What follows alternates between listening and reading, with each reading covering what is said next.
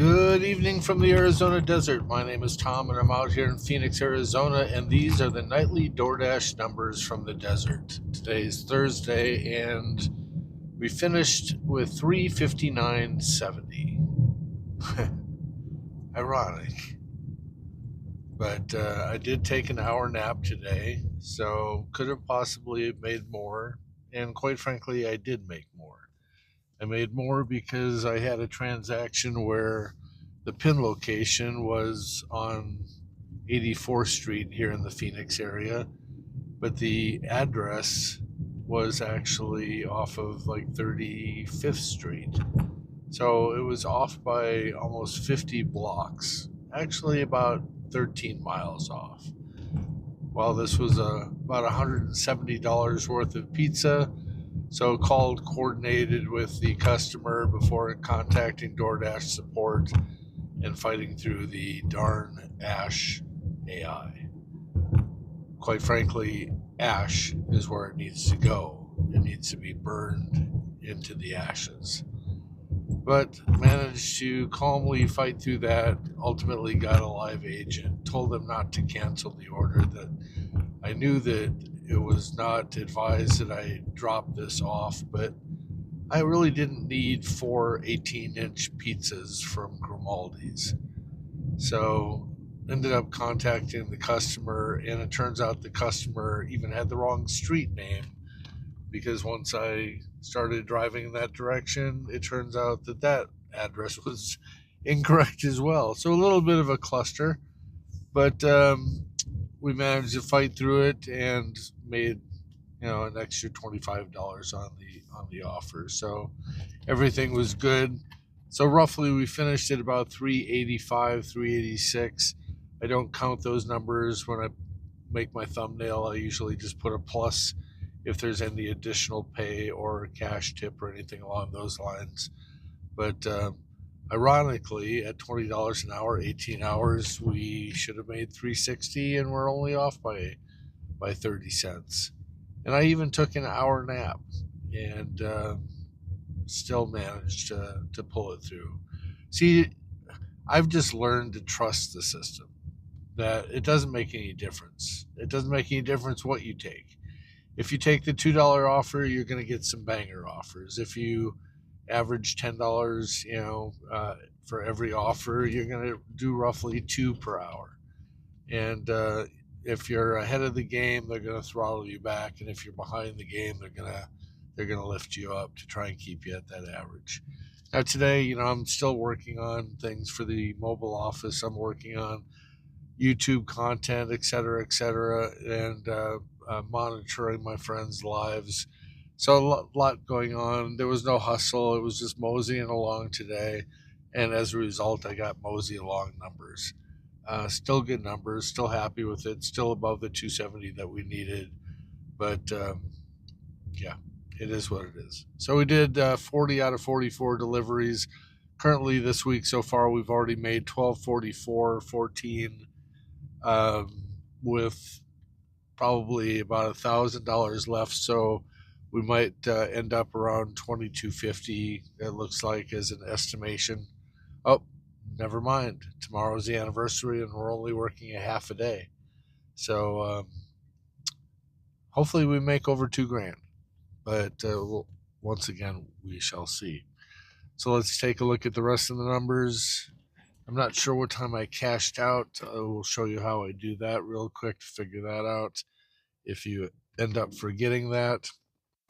Let's go look at our ratings. I'm sure that there's some ratings that need to be cleaned up. Yeah, 98% on time. So we did a 90% acceptance rate, 100% completion rate. Oh, so we've already pushed out the merchant from yesterday that I ranted about. And the on-time delivery, 98, customer rating 4.96, 1167 for 30-day total, and 48,637. So let's go clean up the on-time rate. Clicking the like. Grimaldi's, that was obviously the one where I was late. Look, late by 38 minutes. Dispute that one. what do we say? Difficulty finding the drop-off location. Let's see if they forgive this. What do you think? You think they will? I think they will. Oh, yes, look at that. 38 minutes late, and it's forgiven. Oh, it's so funny. Chick-fil-A. What happened to Chick-fil-A? Oh, I was probably moseying along, just taking my own time. Unexpected traffic. All right, so we're back at 100%. That won't reflect until we refresh the page. Go on over to earnings and payouts. Fast pay. So 365. So 365 plus the $20 cash tip. We're at 385.64 was the total for today. So I'm not going to click on transfer yet. I'm going to go over here. I'm going to go over into Gmail, and I'm going to go look at updates. I think that's already there. Updates, and find the DoorDash Fast Pay.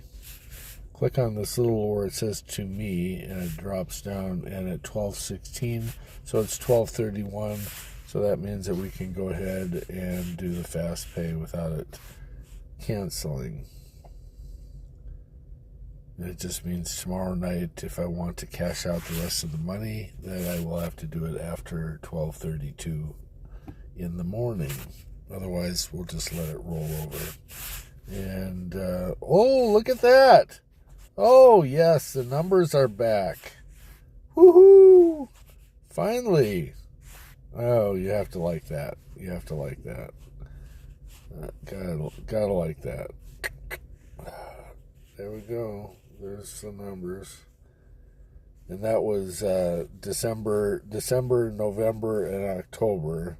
So you can see from the beginning of October up, really fluctuates and drops down below $2,000 because I do not do shopping. I play hide and seek all throughout the rest of the year. But starting in January, $2,000, $2,000, $1,800. That was Valentine's Day and a birthday in there, and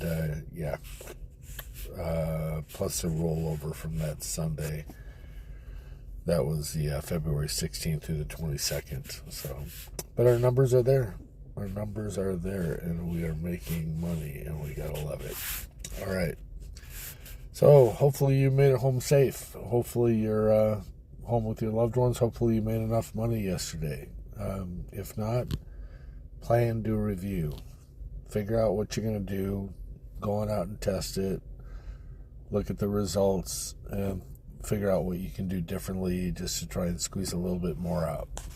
It all comes down to activity, and the more activity that you put into DoorDash, then the more money that you'll be able to get out of DoorDash. And that activity is not only legwork, it's also brain power. You need to put in the time, the energy. You need to think about this as though it's a business, because it is a business. You're an independent contractor, not an employee. So pick and choose which offers you're going to take, but just make sure that you're not trying to go after the home run every time. You win the game by hitting singles and getting base runners. And the more that you get to cross over the plate, you win the game. If you're going to just step up to the plate and swing for the fence every time, chances are you're going to find yourself getting frustrated and irritated, and you're going to end up saying this isn't worth it, and you're going to go elsewhere only to find the same exact game is being played there. Just because you play at different fields, Fenway, Wrigley's, it doesn't make any difference. It's still the same game. So, all right, with that, I'm going to let you go, and we shall talk to you tomorrow. I got 2 videos. I got yesterday's and today's that I need to post. Don't let me forget. Let's go, go, go.